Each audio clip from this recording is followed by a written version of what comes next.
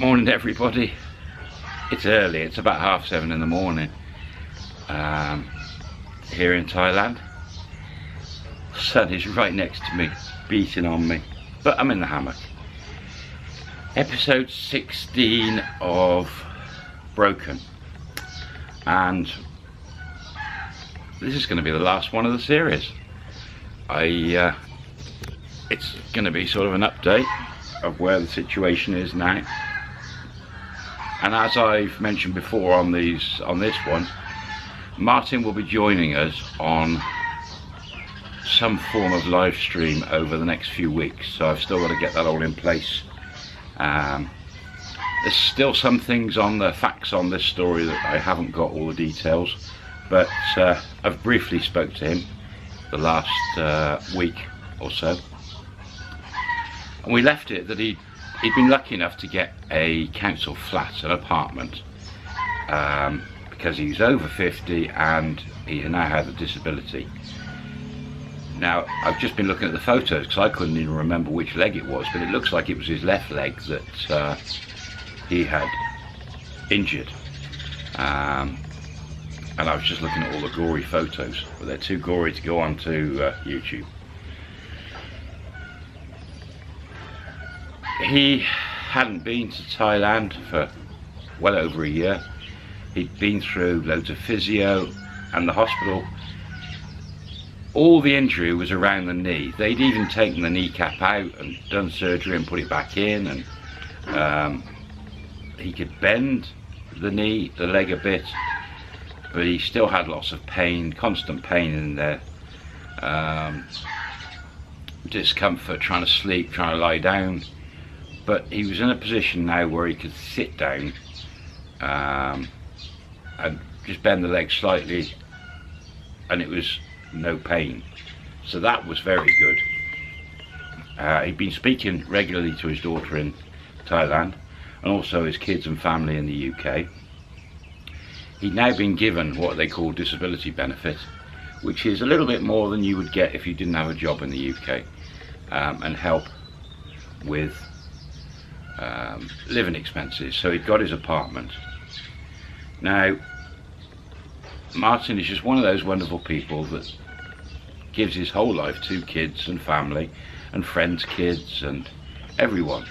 He just loves kids and people, and he's a great guy. He's a really, really down-to-earth, solid guy, and I'm quite proud to be able to call him a friend. He's been battling through pretty much hell for the last year or so with this injury, and his life had changed. And at one point, about 6 months ago, he was really low, really getting depressed, and was in a real bad place. Anyway, somehow he managed to pull himself out of that place and start getting positive thoughts. He had finished with the hospital, all the hospital physios, but was continuing with a bit privately, and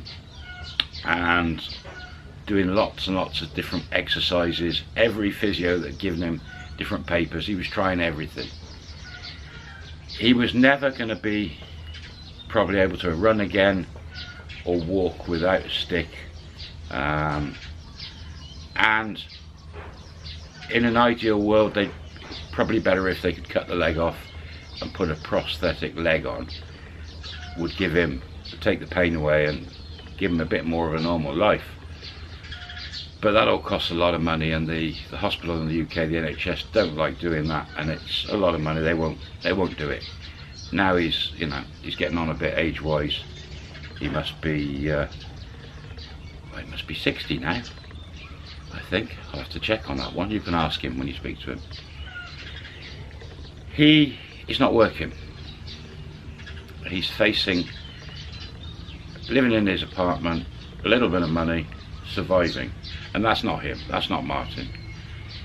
Even though he's injured still, he's still got this pain, he is now saying to me that he wants to get out of that apartment, get back in a taxi, work, get back to see his daughter. She's never going to be able to come over to live. Possibly when she's an adult and she goes through the stage of 18 plus, she might be able to do something. If he could raise enough money, maybe she could come over and do an education in the UK. There's a possibility. Because when she's 18, she doesn't need her mum's permission to be able to go and live where she wants. But that's probably quite expensive. But I've got a feeling that's what he's going to try and work towards. Which is great, which is amazing. Having the left leg damaged, he could drive a car, an automatic, so he's just using his right leg, just a throttle and brake.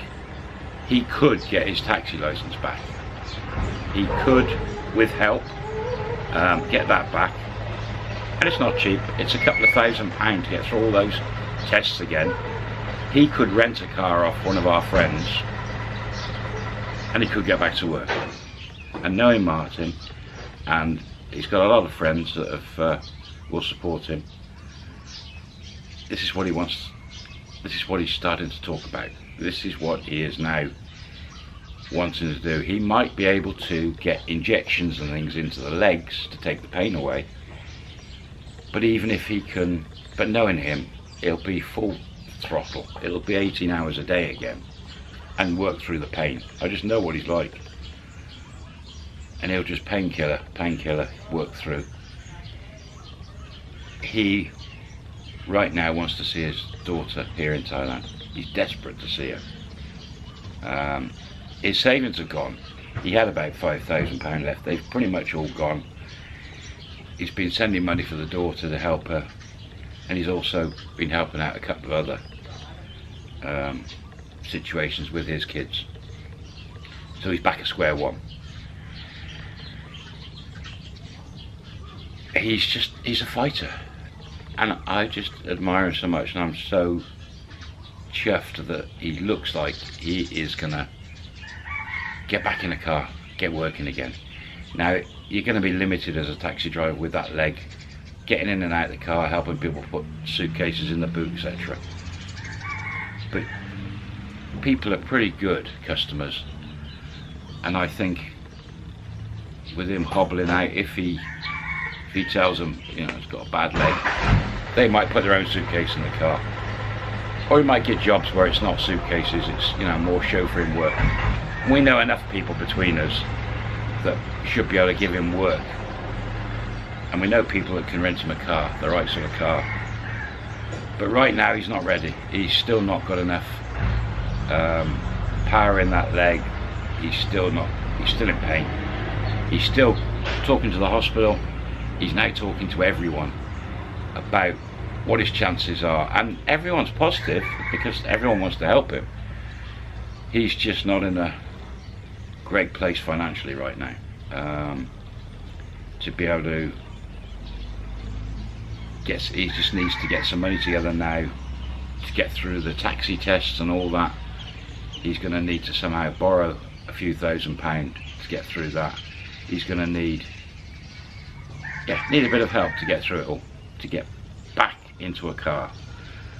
So this is what he's doing now. This is what he's trying to figure out on what to do and how to do it, and how to get back in a car.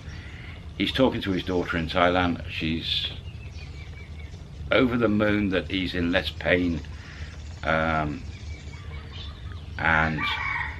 it would have been wonderful if one of us could have waved a magic wand and got her over as a tourist for a month to see him. But or a magic wand right now at this point where he's got a bit of mobility, that I could have got him to Thailand to visit his daughter for a month. Either way, he's probably at a place that he could do that now. But he's been helping his kids out. He's been using his savings to help his daughter and his kids. As always, he'll give his last penny away to help somebody. It's just the sort of guy he is. Absolutely gentleman. And now we've got this worldwide illness around, which is messing things right up. So nothing's going to be no one's going to be probably travelling till September, but it might give him a chance to try and get through all his tests and license tests and everything for the taxi, which is still available through this period, but there's no work out there, no one's travelling around.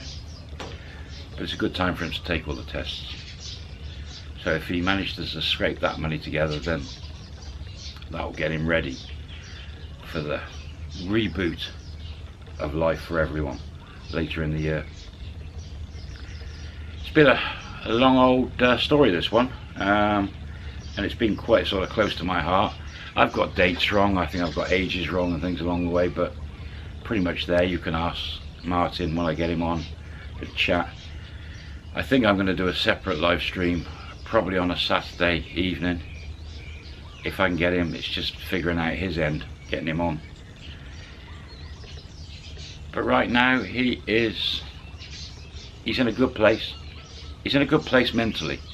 Physically not so good, financially not good, but his head's in the right place. And all his life changed from that one night. Come round the corner on the motorcycle, and then push, whole life changed. It just shows what can happen to anyone. And there's a lot of bike and car accidents in Thailand, a lot, especially on back roads and things as well, and weather changes. He's still got that bike, which is all wrecks, I think, up in the village, and the daughter's doing fine. They've still got their little bike and sidecar, and he'd done a few jobs on the house over the years, so everything's good there. Wah, the mother, not interested in any of this, doesn't care about him, what's happening, not interested at all. But she probably knows that as her daughter gets older, there'll be a time where she won't be able to take any money out of Martin. So, but I'm sure she's working on some other scheme. He's had no contact with her at all for a couple of years now. So that doesn't surprise me at all. Not at all. And there we have it. That is Broken, the love story. It's been a very hard one to tell because it was so close to my heart and been a good friend of mine. But he said he thought it would be nice to tell the story, to put it out there, in case it helps someone think about putting a helmet on when they ride a bike, when they're out at night, being extra careful. And also insurance. He didn't have travel insurance that covered motorbike accident or riding a bike. Yeah, we'll find out off him what the bill was in the end in Thailand for all the operations, and we'll see what that came to. Luckily, I said his family helped him, and then he got rid of his car, his taxi. He paid it all off. The physio, he spent a bit over the last few years. That hasn't been cheap. I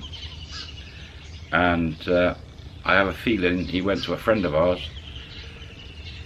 who did a bit of acupuncture and things, and that was Mark Lester in Cheltenham. Mark's, you probably know him as Oliver in the movie, the little boy, the blonde-haired boy Oliver in the movies. Yeah, Google Mark Lester.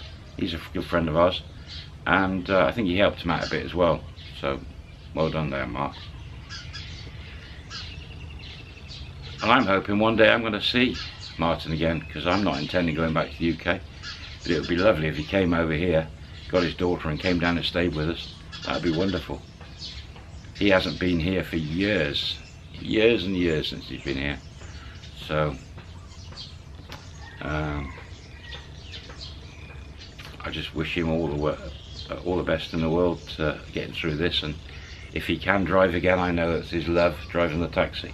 If he can get through it, raise the money, I know if he can get in a taxi, he'll make the money. If he can get to that stage, get his licenses, rent a taxi, just to get to see his daughter, I think he'll be a happy chap. So there it is. That's the end of the love story. No cliffhangers. It might take me a couple of weeks to get Martin on and fix this stream, but we'll do that. So watch out for that. And I suppose it'll be time for a new love story at some point in the next couple of weeks, eh? So, Martin, you'll be watching this at some point. Thanks for letting us do the story, and looking forward to seeing you on stream.